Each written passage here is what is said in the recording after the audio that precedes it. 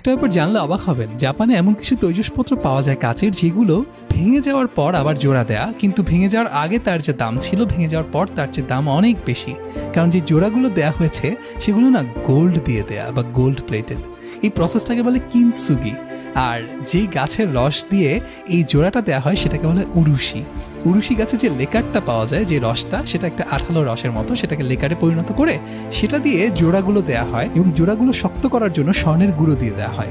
ফলে যেটা ঘটে যে যেই অংশগুলোতে জোড়া লেগেছে সেই অংশগুলোতে স্বর্ণ জল করতে থাকে। আর এই প্রসেসের মাধ্যমে কিন্তু শুধুমাত্র এই তৈজসপত্রটাকে আবার রিইউজেবল করা হয় তাই না, বরং একটা গভীর ফিলোসফি লালন করা হয়। সেই ফিলোসফিটা হচ্ছে, আমরা সবাই ঝড় ঝঞ্ঝার ভেতর দিয়ে আসি, অনেক রকম আঘাতের ভেতর দিয়ে যাই, সেই আঘাতের ক্ষত বা দাগ আমাদের গায়ে রয়ে যায়, কিন্তু সেই দাগগুলো অ্যাকচুয়ালি আমাদেরকে আরো দামি করে তোলে। এই যে পোড় খাওয়া নতুন সেলফটা, এই সেলফটা আগের একদম আনকোড়া যে সেলফটা তার চাইতে অনেক বেশি ভ্যালুয়েবল।